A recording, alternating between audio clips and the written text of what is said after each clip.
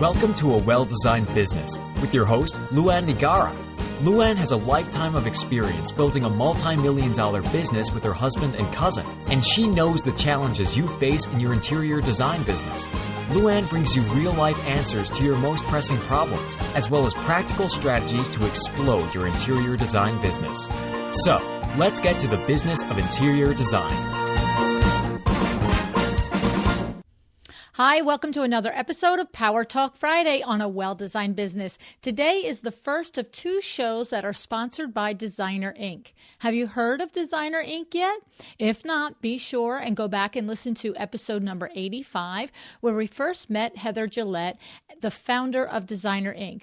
On that show, I talked with her and interior designer Mark Cutler about the introduction of DesignerInc to the marketplace. Today, Heather is back, joined by her co-founder, Dorothee Fisher, to share with us all of the latest developments to this valuable interior design business tool.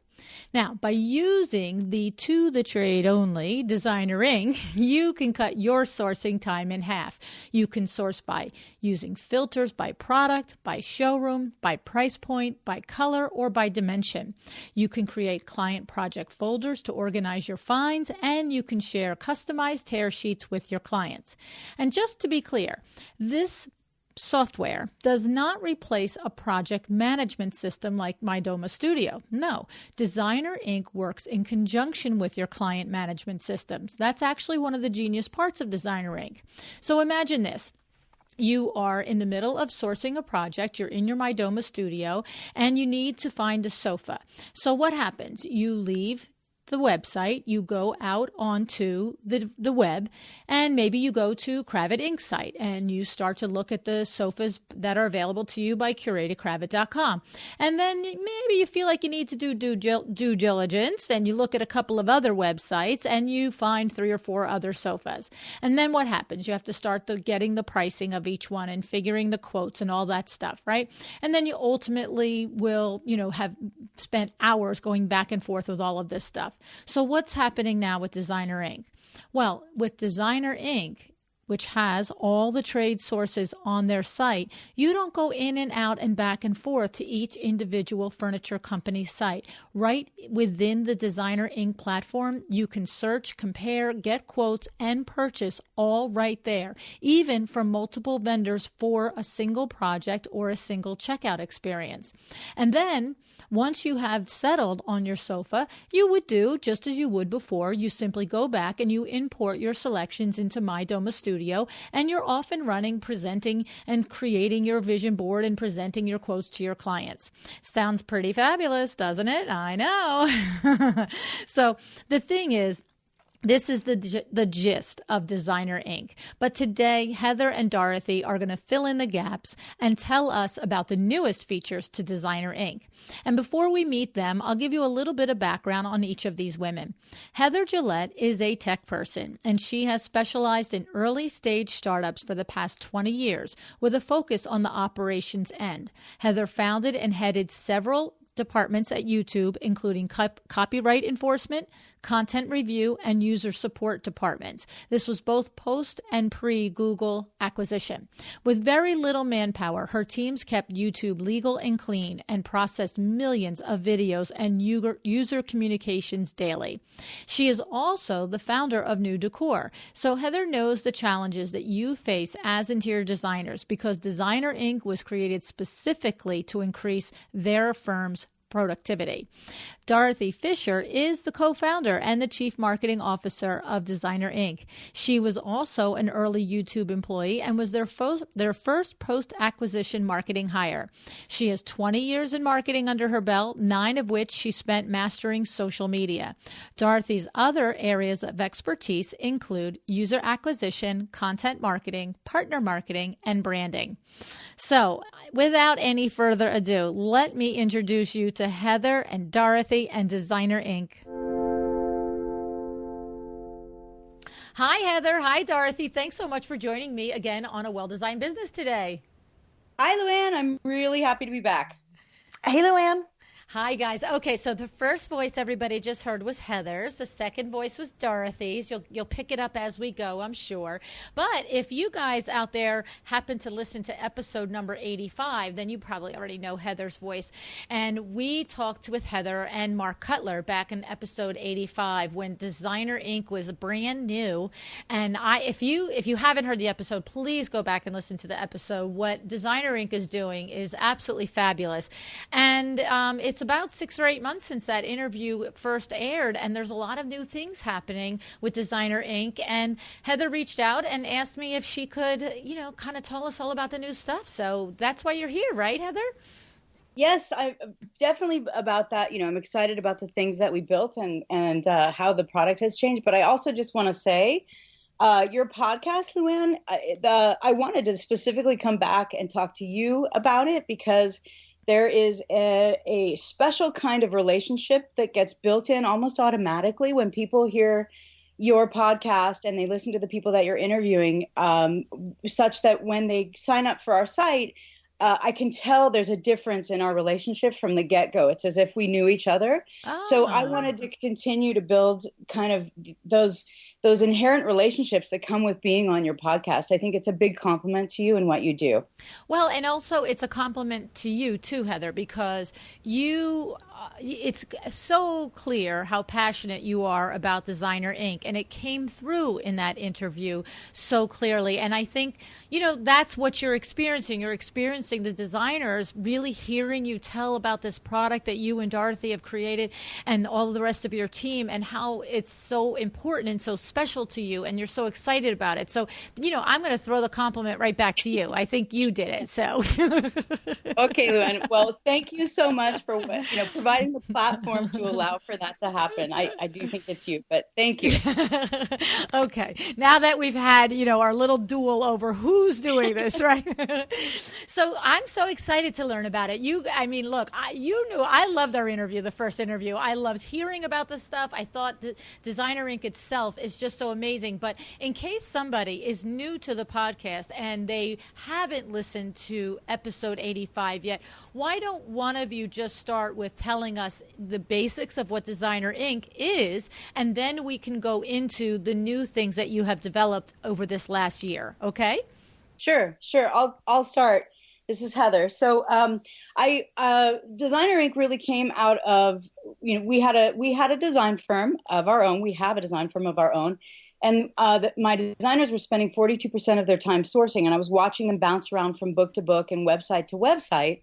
And I researched and looked everywhere for a way or a tool or a search engine of any kind that would have made their sourcing process much more efficient. And I couldn't find anything. And so what we built with Designer Inc. was to solve that problem. We built a search engine of trade-only product. And originally that was all it was just a search engine. But much like Google, it's not just a curated collection of vendors. It's a vast amount of manufacturers, over 300 manufacturers, and we put it all in one place with filters like color, dimension, price, category, so that you could search just like you would, let's say, on Amazon or Google to find that perfect trade-only item. And from there, we've launched a whole bunch of new things, which we will get into. Right. Okay. So first of all, this is one of the reasons why I loved you when I first met you, I have to say. Here's what I ask you this general question and you go, my designers were spending 42% of their time sourcing. That's what I love about you, that you're so brilliant that you even forget when you're talking how brilliant you are. Oh, that's embarrassing and funny also. But, it is, but anybody else would be like, oh, I was watching my designers just spin their wheels and spend all this time. No, they were spending 42% of their time sourcing. Well, they will tell you that they were probably fairly annoyed with how I knew that number, because I was actually asking them to record the time that they were sourcing. I love it. And here's the other thing that I love about you and was so impressed with the first time. And I say this on podcasts a lot because I have been so fortunate in this last year and a half of doing these interviews to run across a handful of people just like you that are working with their head to the ground in their business, and there's a tool that's missing. And they, and the rest of us just go, I really wish, blah, blah, blah. But people like you, I'm just at the top of my head, Sarah Daniele, the CEO of MyDomo Studio. I don't know if you ever heard that podcast, Heather, but she did the exact same thing. She was a designer. She needed a project management tool. She couldn't, there was nothing. So she built it. Just like you, you're like, oh, I don't want to waste 42% of my designer's time. Let me build a complete hardware software program to do this. Yeah. So I love it when I meet people like you. Anna Brockway, same thing, right? Anna, right? Same thing. Yep. She was like, how am I going to get this dining room table across the country? Well, how does anybody else do it? They don't know how to do it. Let me build a place for them to do it. So I just have to take a second to indulge that, because I admire that so tremendously. I can't tell you. And I tell you, one of the reasons why is not only is it brilliant on its face value, but, back in the dark ages of the 1980s when we first started our business and people wanted a window treatment, and we would tell them, oh my goodness, it's going to take 4 weeks to get your vertical blind, because that's what we all sold then. And they'd be like, oh, but I'm moving in this weekend. And so people would put sheets up. And when the first paper ready shades came out for $5 a shade at the box stores, me, Billy, and Vinny looked at each other and went, are you kidding me? Like, why didn't we think of that? So it's like a multi-billion-dollar market now of paper shades. I think I have those on my window. So I have great admiration for the few people in our world like yourselves that they see a need and then they say, that's it. Let's clear the decks and let's build this thing. So that was my homage to you girls. So awesome. So now I'm just going to recap what Designer Inc. is for the new listeners that are like, wait, that kind of went fast. So here's what we have with Designer Inc., everybody. Normally, like Heather said, you're going to catalogs, but you're going to a website. You're going into Kravitz's website. Then you're going into Curry's website. You're going into whoever's website, and you're trying to put together a project. And instead now, what these ladies have created is a one-stop place that is not just... Like, we love Curated Kravitz, right? We're all big fans, but it's all Curated Kravitz product, okay? Yours is everybody's, including Curated Kravitz. So now you can task your junior designers, you can task yourself with going in, and I'll remind everybody of Mark's description that he gave. He used the yellow sofa, right? He said, look, LuAnn, if you want a yellow sofa, you put in yellow sofa. He goes, on Designer Inc., maybe 2,000 yellow sofas are going to pop up, because then you say, okay, yellow sofas under $1,000, and then maybe it cuts down to 5, and okay, yellow sofas that have blue legs, and now there's 1. You know what I mean? And so that's just a little bit more in depth in case it's a first time for somebody listening. So we have this amazing search engine. Some of the features that you discussed for the first time around were you go ahead now. What do we want to do? We want to talk about the additions now of the things that you've added since you were here? Yeah, sure. I mean, I think what happened was, so we had the search engine, but then designers were finding products that they wanted to purchase, but let's say they didn't have an account with that manufacturer yet at that time, or maybe that manufacturer had a minimum opening order that they had to place. And so we had always intended on launching some sort of a purchasing service, kind of like a buying club that designers right now tend to form on their own. But when we talked to you last time, it was at least 6 months or more out that we were going to even endeavor on getting that launched and figuring out how to do that all. But we had so many designers asking us, well, I found this great couch. We'll use the same example. But can't you guys just order it for me? And, and actually we started. Can you show it to my customer too, and just get the check. Yeah, exactly. Yeah. So, and we did actually just, when we were getting that question early on, we were actually just calling in and ordering the sofa for them under our account. And that's the evolution of the purchasing service and why we launched it early, because we were actually getting emails of people just saying, can you guys just order this for me? Right. So they're asking for it. So like that's the best thing. Find out what your people want, right? Mm-hmm. Okay, so now I know that originally on that first show, we discussed that once you finally got to your yellow sofa, you would click through to the vendor site that it came from. And I remember that was the thing. It was like, oh, when you get to that site, now if you have an account with that vendor, you order it. Now what you're describing is that they can just stay within your site and they can put it in their cart and they can order it. I know that we're going to talk about the quoting process in a second, but my question before we get to that is, can they still go out and, like, of course it's a free country. They can go out and order it. I know that. They can click out of your site, but can they still click through to the vendor site and place the order there if they want, or there's no reason to, so why would they? No, they can, and the link is still there. Okay. So yeah, they could click right through and order it. So they have the option to do whichever is easier for them. Yes. Exactly. Okay. And so now, is it appropriate now to discuss a little bit about the quoting process and all of that, how that happens within the site for you guys, or don't let me take you out of order and how we should go through things. No. I think it's perfect timing, and it's I think it's one of the most important things that we explain, even if we happen to have some designers on our site that are already registered that are listening to this. It's our most asked question, and so we're going to figure out beyond this podcast how to best address this for everybody. But so I'd love to explain it.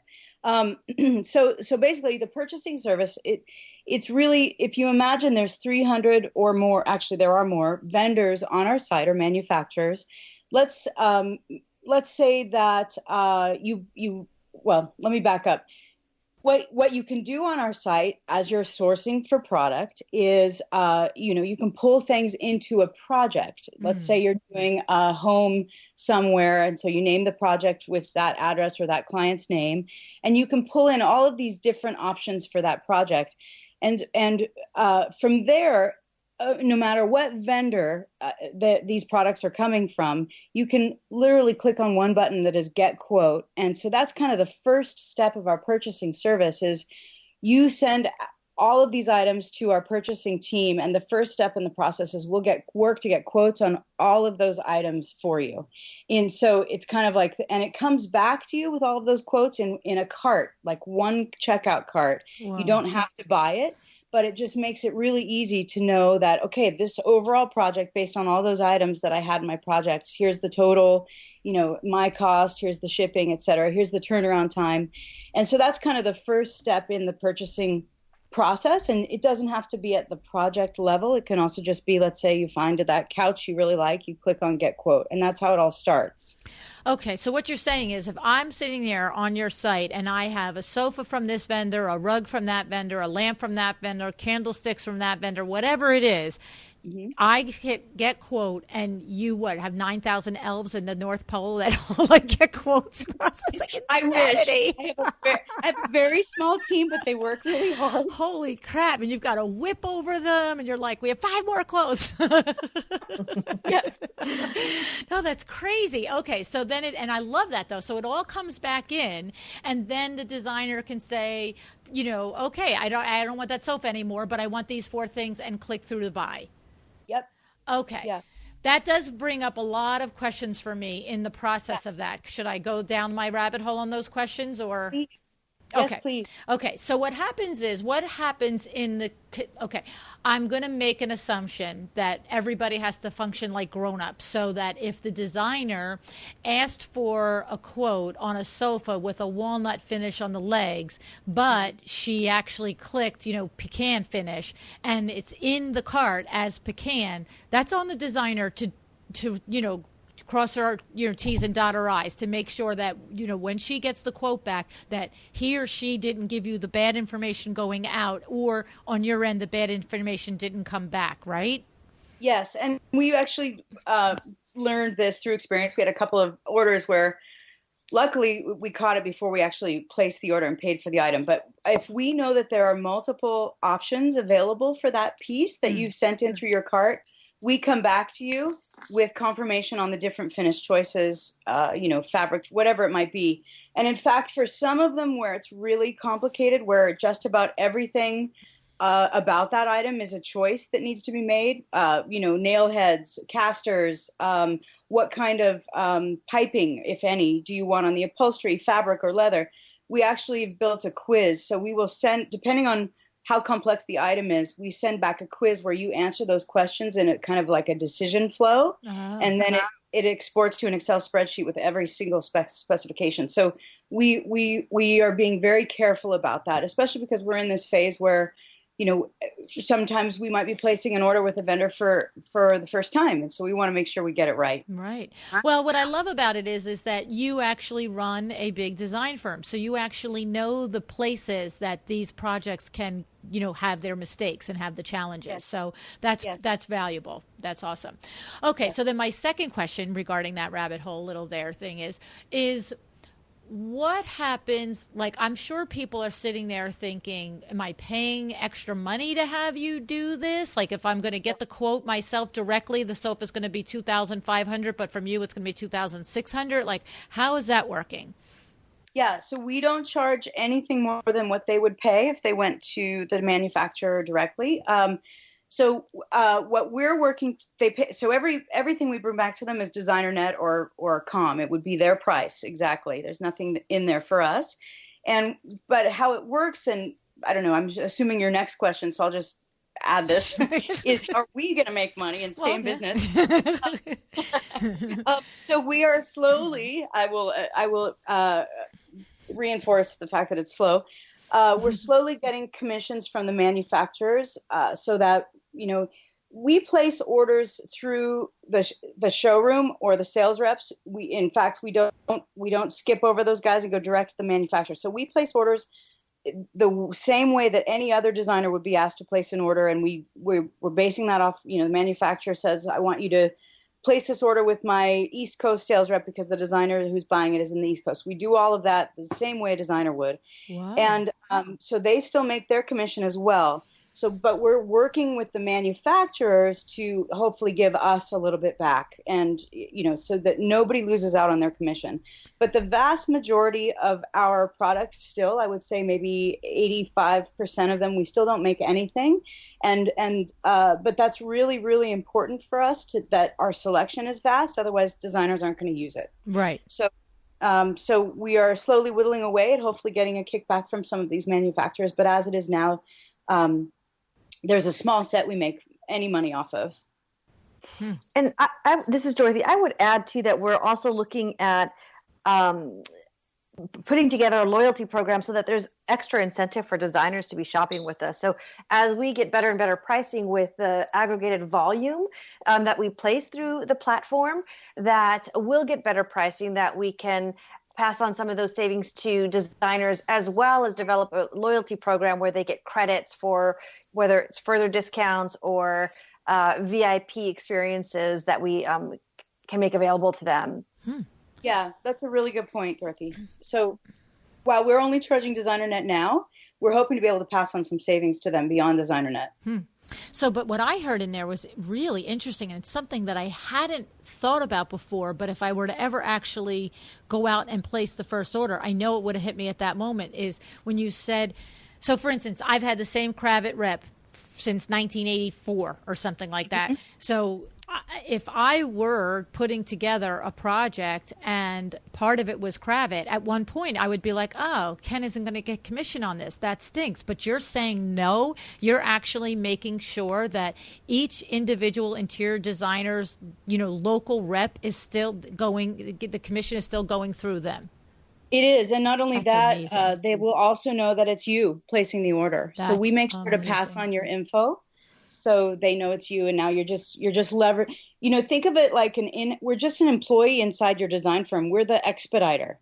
That's amazing. All we are. But are you ordering it under my account now too, or no, you're ordering it with your account, but you're just sharing all that information except for the money part of it. Yeah, and we're doing it this way through our account because over time, as our order volume starts to accumulate, that's when we can pass back the savings. Exactly. That's really key. That really is key. I mean, I've had situations where I've been in a showroom, and if I can't shop in the showroom because I have a road rep, or I can't, you know what I mean? It's just like, sometimes you look at these companies, you're like, really? This is a little crazy. You know what I'm saying? So, it is crazy. And every single one is different too. yes, But yes. you're being very careful about not stepping on toes. That's awesome. I hadn't even considered that layer, and I love that you have that layer built in, because a lot of these sales reps have worked for so many years building relationships with designers, and that's like the equivalent of all the designers who complain that people are just ordering furniture online from retail sites. That would be the equivalent on the trade side of it. You know what I mean? Yeah. For you guys to come in and take the business away from all those reps that have been pounding the streets for years.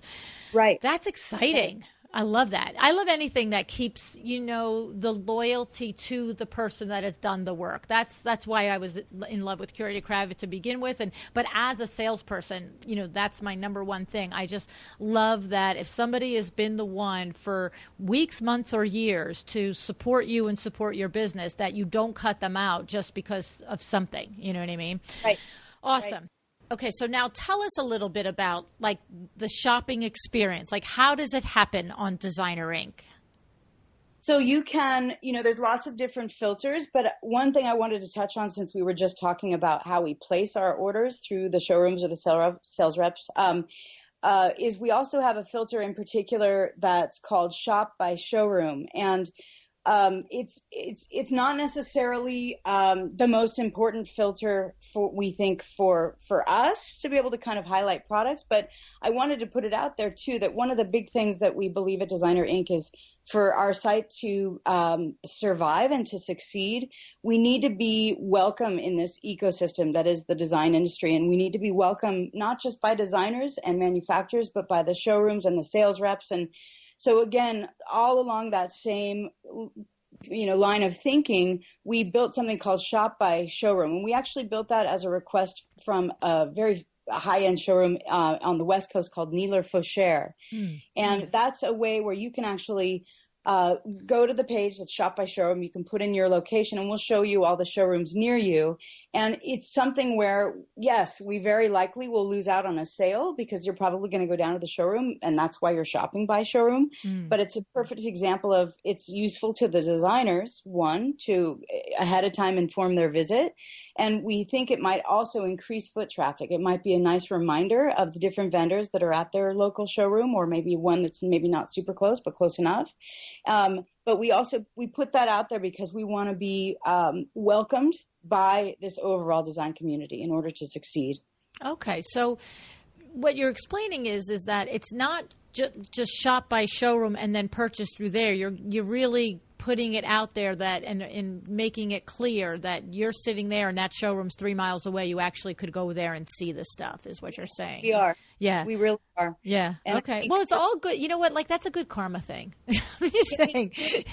Good karma. And these showrooms are powerful. This industry is about relationships. Right. And these folks have been doing this for a very long time. Who the heck are we to come in suddenly and think we can just tell people how to do things? And I agree with them. I think we have a lot to learn from folks in this industry that have been here for a lifetime. And we want to really show them that we're here to kind of be a part of it all, not just come in and just, disrupt everything. I love it. It's awesome. So, but what about, let's get a little bit more into helping a designer listening visualize the actual searching process on the site. Is that worth taking some time to do? Yeah, and I'd love to speak to that. This is Dorothee. We have a lot of filters that really help narrow down the search. When a designer's got a specific object that they're looking for, we really help narrow down that list. And one of the ones that's most used is the filtering by price. And if you're on Designer Inc., you'll see that we have estimated pricing for a lot of our products, but for some of our products, we still don't have that estimated price. We still have to get that quote, and you'll see an NA, not applicable for that. So if you're searching for an item, so let's say you have a sofa and you have a firm budget of this sofa can't cost more than $10,000, you could go and click on the price filter and then put in those parameters. It's got to be, I want it to be of somewhat good quality, so let's start at $5,000, but it can't go over $10,000, and boom, then you see all the sofas within that specific price range for the ones that we already have the estimated price populated. Okay. Now, that might be a smaller, a more narrow search. And if you want to broaden your search, what you can do is filter by price level.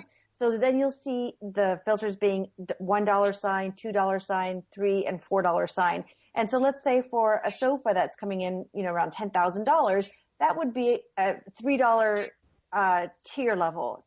$3 sign tier level. And those tier levels are assigned at the manufacturer's level. So we can estimate, well, we know, for example, Hickory Chair would be a $3 sign tier manufacturer, and the sofas that they offer in their line are going to most likely fit into your budget. So if you have a little bit of a broader search, you can do the price level search to help narrow it down. And then you can filter it even more and more and more, whether it's adding your favorite vendors or removing favorite vendors, adding a certain style.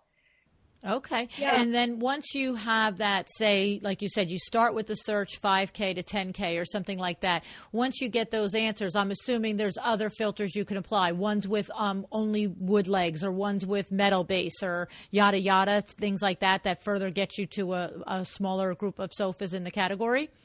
Well, you can search by those keywords, but unfortunately, our filters don't go as granular as maybe attachments like that. But, okay. But certainly we have color, which I think is very useful. Okay. We have dimension, which is really useful for anybody trying to design in a small space. And category. What are some of the other things? Style. Well, and I'd love to speak to actually sorting by style. This was our most requested feature, actually, by designers. So we built a filter specifically so you can filter by style. So if you are looking for that mid-century chair or whatever style it is that you might be looking for, you don't have to wade through all of the other chairs. You can simply choose mid-century and narrow it down. And this one has been a really tough one for us to build. It's because it takes actual eyeballs to figure this out. And with hundreds of thousands of products, we've been slowly chipping away at assigning styles to all of these. The hope is that eventually, for the majority of our products, the manufacturers will be able to take the time to do this to help us. So it'll be even more accurate and faster. But for now, we're doing a pretty good job. I think you might find some outliers every once in a while, but we are slowly working our way through. And style designers kept requesting it. Okay, that's awesome. And if you do find those outliers too, we've added a flag feature where you can go into that product, flag it and say, you know what, this is the wrong price or the wrong style or it's the wrongly classified. So we're continuously getting feedback from the design community to make this platform as efficient and as perfect for them as possible. Oh, that's smart. So you're, really enlisting everyone using it to help you make the self-corrections along the way. Yes. That's awesome. Sure. That's a great idea. This way the designer, what's so funny is because if a designer is constantly getting the wrong search but doesn't take the time to give you feedback, it's sort of like, hello, help us out with that. Yeah, exactly. Okay. I like it. That's very smart. I think there's one thing that our team does really, really well is we listen for that designer feedback. We have a designer council that we ask for feedback continuously, and it's the more the feedback that we get from the community, the better we can make this platform. So we always love getting feedback, as minute as the style is wrong. So right. Well, it's helpful, because you don't, you have over 300 vendors and manufacturers. How many tens of thousands of items must that be? Hundreds of thousands. Yeah. Yes, hundreds of thousands of items. Exactly. So, okay, I love it. I love it a lot.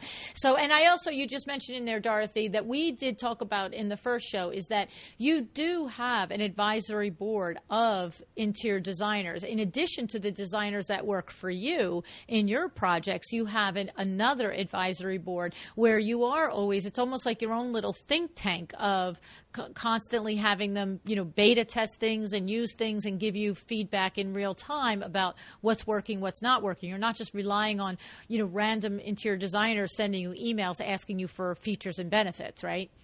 Absolutely. Yeah, we really rely on them. Yeah, that's smart. I like that. Okay. All right. So now what else? I mean, what are there other things? Well, how about, okay, so when you're doing the searches and stuff, we talked about how you could save things to a cart, but is there a step before that? Is there like an idea book step, like that sort of a step where they can say, like, I can work 3 hours on a project, just throw a bunch of stuff in, and then maybe I go back the next day and I edit out from the big thing? I mean, I just made that up, but is that happening? That's the project. And there's also saved searches that we wanted to talk about. Oh, okay. So there we go. So let's do that. I'll touch on that, LuAnn, for sure. So the projects I talked about they're not set in stone. They're totally editable, and you can also share the project with your coworkers or even your client if you wanted to. You can decide whether you want it to show price, hide price. And it's just a simple sharing mechanism where you put in their email address and invites them to the project, and they could add things or comment on something. If it's other people in your design firm or someone you're working with to source, they could add or remove items, and then you can also just remove them from the sharing if they're not being helpful. So along those lines, what you sort of described, that's what we have. And then actually, speaking of hundreds of thousands of items, Dorothy, do you want to speak a little bit to Save Search? Yeah, this is my favorite feature. I use this all the time. So, we have a lot, as you mentioned, you have a lot of manufacturers, tens of thousands of results can come up sometimes when you're doing a search. It actually, I think, maxes out at 20 pages of results. And so that's a lot. And we're trying to make sourcing, much more simple and pain-free. So, Save Search is one of my favorites because you might get down to some filters that really work well for you, and you don't want to have to redo those filters each and every time. So, for example, one that I use is when I'm sourcing for a particular item. So consoles, for example, I was recently sourcing for consoles. My favorite manufacturers in this, for this item is CFC. I love Noir and Palachek, and I can put those vendors in. I can narrow down the exact price point that I'm looking for, and then I can save that search. And then wait a few months later, and if the product inventory and new product lines have come out with those manufacturers, I can just go back to that Save Search. I don't have to put it back in at all, and I really love that. So much in the same way that you can add vendors and only see certain vendors when you're doing a search, you can also do the other way around. So not long ago, I was sourcing for a chandelier. And, because our inventory is so big, we had, I think, 4,000 results for chandelier. But I know that certain manufacturers take up a lot of that. And those manufacturers didn't fit into the profile that I was looking for, didn't fit the style that I was looking for. So I removed a couple, and I whittled down the search results to something that's much more manageable. So you can add vendors, remove vendors, you can lock in a certain style or price, and then actually name that search. Dorothy's favorite consoles, chandeliers for the Smith's living room, and save your searches as you're building out your projects. It's my favorite features. I use it all the time. That's awesome. Okay, so in other words, and it also can start to become sort of your go-tos, the things that, like you said, your favorite consoles or something like that. Okay, I like that. I like that a lot. That's really cool. I really like that feature. It saves a lot of time for a designer. There's something that you said in there, though, that I wanted to go back to, and I'm not actually sure now if it was Dorothy or Heather that said it, but when you talked about you can invite your client to see the searches that you've saved for their project, and then you said that you could put hide price on there. My question is, how tight is that? So, for instance, once a client's in the door, can they just go into the search that you have or the project folder that you have invited them to? They can't then go willy-nilly through the whole site, right? Yeah, no. So this is Heather, and I was speaking. Dorothy was speaking about saving different search criteria, and I was talking about you can save collections of furnitures furnitures. Okay. Am I not speaking English? In projects. And so those projects, and only that project view, it's kind of almost like a mood board view, right, except that they could pull, they wouldn't be able to pull in and out of product if they didn't have a registration, which your clients wouldn't. Right. So the only thing your clients can see when you share a project with them is that project page, and it's not really editable. They can make comments, and that's about it. Okay. So I wanted to clear that up. So they can comment and work within what you've shared with them, but they can't cross out and go in and say, well, and I happened to be there and I found this other lamp. Why didn't you show me that one? Yeah, no, that would be just an awful feature. So we build that. Now we're back to Google, and that's what the demise of the industry to begin with, right? Exactly. Okay. Awesome. All right. So, I mean, there's a lot of things happening here. And what are you guys finding? Are there certain things just that as your advisory board that you work with and your own designers, we just heard Dorothy's one of her very favorite features is this save search feature. Are there other things that are particularly resonating and that people are just like, oh, you're killing it with this? Well, we hear that in general a lot, just about the site itself. The sorting by style is kind of new, even though it was the most requested item. So I have yet to get feedback on that. Actually, I would love feedback on that. Hint, hint to any designers who might be out there. But in general, I think people just I know that they love the price quote system, and I know they love the cart system because it makes it so easy to just get quotes across 30 projects with a click of a button.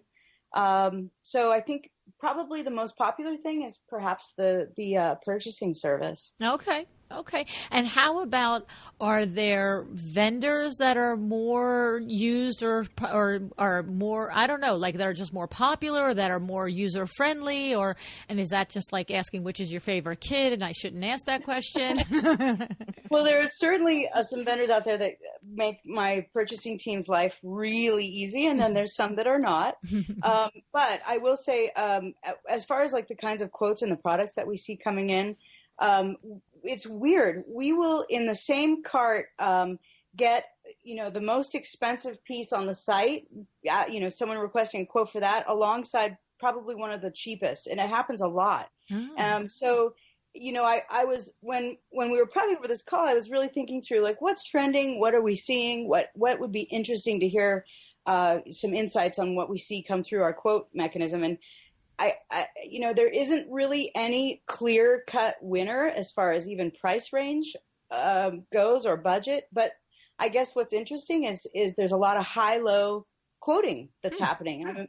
A lot of rooms that are being formulated where there's a really expensive piece next to maybe a much less expensive piece, but somehow they all together are the right pieces.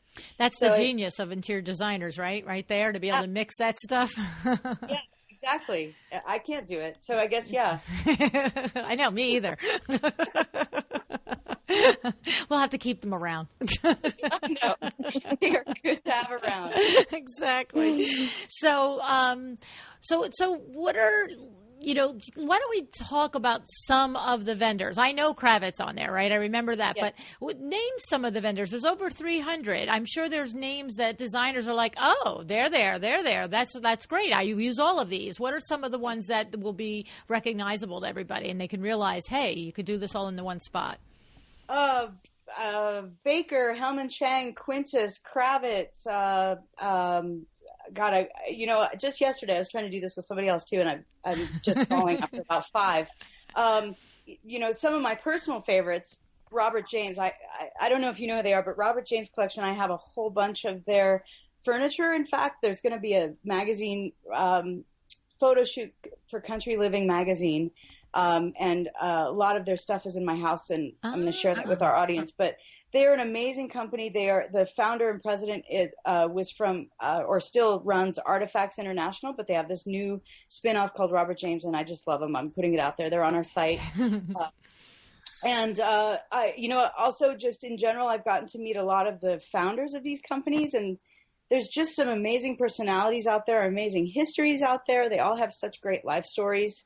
I met the founder of Leathercraft at this recent High Point, and he was so incredibly interesting we interviewed him. First of all, they have this new line of modern furniture that is stunning, more not modern, but contemporary lines, et cetera. It's beautiful. But then he's also just super interesting. I don't know. One of the questions we asked him was, what did you always be when you wanted to grow up? And he said a cop, which I thought was really funny. But it's funny. So we have manufacturers. I guess my test or my challenge back would be name one you can't find on our site. Right. It's okay. really, really massive. And actually designers can request additional ones. If they can think of, if there are ones for sure that we don't have, they can request it. Okay. All right. It's just comprehensive. And I just want to say we didn't touch on it at all in case anybody is getting confused. This is not a platform that replaces project management platforms like MyDomo or whatever other ones are out there, MyDomo Studio, whatever other ones are out there, because that is where you're interacting with your clients and on MyDomo, your contractors, your vendors and everything. This is where you're like the step before that. When you are working with MyDomo Studio, for instance, without DesignerInc, you are going onto a vendor's website or you're going into a vendor's showroom and you're deciding and you're putting your mood board together and you're putting all this stuff and then you're importing into the MyDomo Studio platform in order to share and create the things for your client. And this is that step. It's not in place of, and it's not the same. You're not doing the same function. You're just putting the library of all of the things available for a designer to imagine in a space in one website. I think the first show you used the analogy that it's like High Point Market on your website. Yes. Right. Yeah, exactly. We're the showroom or the High Point Market that you need to go to, whether it's to inform your visit to the showroom later or not. Maybe you're comfortable with just doing everything online, but we're that missing piece before you kind of get to the point of managing that project. We're the product part of it. Right. Exactly. Well, I mean, I would say, like, imagine shopping now for those miscellaneous things without Amazon. I mean, we're private Amazon for interior designers. Right. So anything that you possibly could need for to source for your client's project, now there's a one-stop place, a one-stop shop where we put everything in one place for you to take out the pain of sourcing and purchasing. We alleviate so much of that. And I have to say that one feature right there where you will actually get the quotes. That's to me that's the pedal to the metal part right there, because I could, take the time. I mean, I could say, what I mean to say is I can understand how it saves my time to go to your website to do my searches and my search by filters and so forth, instead of going in and out and clicking in and out of every other. But the fact that you are then also getting the quote for me, that's the slam dunk, because just finding it in one spot is time saving, but then just send the thing to you. And I don't have to turn around and print 16 things and say to my assistant, here, now get all these quotes. That's amazing. Right. Yeah. And our design team, our in-house team, no longer has to do that either. And because we have this purchasing team that does all of this. So I can speak from personal experience that they are much happier in their job if they get to do the creative part. Right. That's exactly right. So, I talked about the possibility of mistakes and so forth like that. What happens when you've ordered it properly, the designer specified it properly, and something is has been delivered improperly? Are you fighting that battle with the vendor? And not to imply that a vendor would fight. I don't mean to do that. But are you taking care of that at that point because you did the purchasing, or doesn't get dumped back to the designer now, does it? So we handle all of that on your behalf. We've not ever had to have a return or anything like that so far, luckily. But that is our problem. I mean, with any questions you might have, we're your liaison, or any problems, we're your liaison. Right. Okay, that's good. I mean, that would be an important part of it too, honestly. If you're going to take the responsibility to order it, then you have to take the responsibility for cleaning it all up if something's wrong. Okay. And I really more talking about if it's the manufacturer's fault. They make mistakes too. You know what I mean? Yeah. So. And along those lines, LuAnn, we also help. We handle all the shipping logistics to the first point, first destination. So if the first destination is straight to the client, and let's say that manufacturer allows things to be shipped to the client directly, we take it all the way there. If the first destination instead is a receiver, we take it all the way to the receiver, and then that from there it's given back to the designer to handle. Okay, so, and I didn't realize there's some manufacturers that will not deliver to a residential. They need it to go to a receiver of some sort. Yeah, the vast majority require a receiver or a commercial address, and more specifically a receiver, because a receiver inspects it on delivery, and that gets rid of a lot of future issues where a claim might be made much later down the line that there's damage, and they do all of those things. They ensured it got there the way it was supposed to get there. And that sounds like that every designer listening is like, yeah, LuAnn, that's how it works. I'm like, oh, okay. I didn't know that. I only learned that term a few years ago. Well, and I've probably ordered, 15 pieces of furniture in my career. It's not my thing, but I do have a commercial address. And I do have a crew of installers and trucks. So I have had it always delivered to me. And I just didn't realize that wasn't normal. Like, you know what I'm saying? Like, so, okay. I get it. I hear you. All righty. So that's so exciting. I'm so happy for you guys. I mean, is there any point even asking what you're working on, or that's just top secret? Oh, yeah. I would say it's a bit secret, not because we think we're cooler than anybody else out there, but because it isn't fully baked. So I don't want to sound stupid. Oh, I didn't think about giving away the trades. Yeah. Okay. Don't tell us. We don't want any competitors if they're out there hearing it. Yeah. No, I think we have grand plans. We need to think it through much, much more before we start talking about it. And we also could change our minds. So. Right. Awesome. Okay. Did we leave anything out that we need to recap or say again or add to all of this? It's so exciting what you guys are doing. Dorothy, you about to speak? Yeah, no, I was going to say, we talk a lot about, getting feedback from designers, and some of our, favorite features, sorting by style and safe searches have been requested features by our designers. And one request that actually came straight from a few designers was, oh my gosh, your platform is so amazing. If there was only a way that I could invest in your company. And at that time, we didn't have the tool to do that, and now we do. And so we're really excited to let designers actually own equity in DesignerInc. Wow. And Heather can talk more about that, actually. Well, yeah. So LuAnn, you brought up I think you brought up or mentioned Wayfair earlier in this interview. One of the things, we're a small company. We don't have a ton of money, and we don't have a huge engineering team. And one of the things we want to try and protect ourselves from and safeguard from is a bigger company coming in and just trying to duplicate what we've built overnight. And we think one of the ways to hopefully avoid that and to safeguard, well, at least insulate a little bit from that, is to actually have users invested in DesignerInc. And, the benefit to the user is, well, one, hopefully we're very successful and everybody's happy about that and their investment makes the money. But the second is, feeling a real sense of ownership with the product. Dorothy mentioned earlier that the product is still early on. We want any and all feedback, and being part of it early stage like this, including investing and having a piece of the pie or the equity in the company, I think is something that's kind of cool. And this isn't something that was possible before last May 2016. It was actually laws were changed by the SEC to make it possible to have folks that that don't invest for a living be able to invest in startups or companies that aren't public. So we're a small company, we're not public. So this was something that happened. It's called Regulation A, and it happened last year in May. So anyway, we were trying to think through, okay, we want to do a loyalty program. We're still going to do that. We want to, I was thinking through maybe we make this company a co-op, and we talked to our lawyers about that.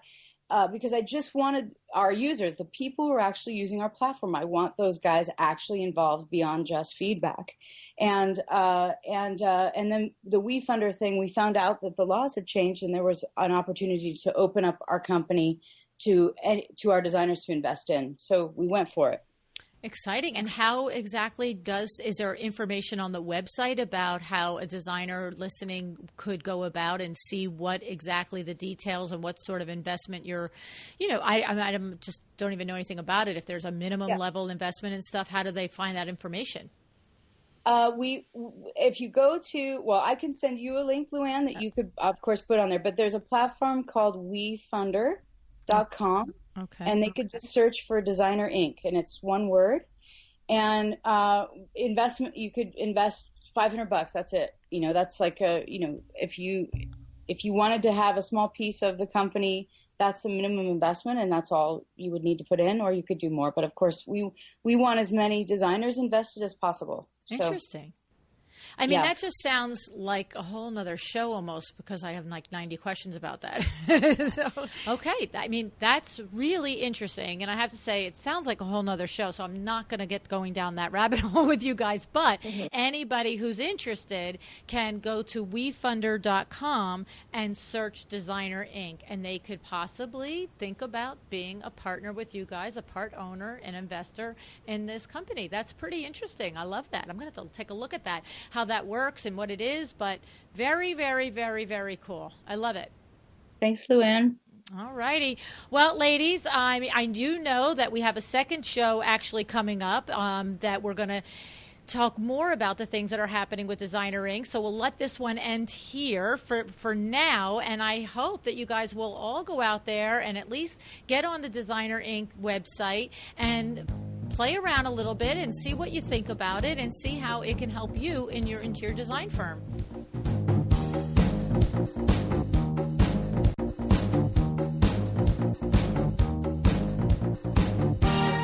Thank you for joining me again today for another episode of A Well-Designed Business. This podcast is a production of WindowWorks in Livingston, New Jersey, your trade resource for custom window treatments and awnings.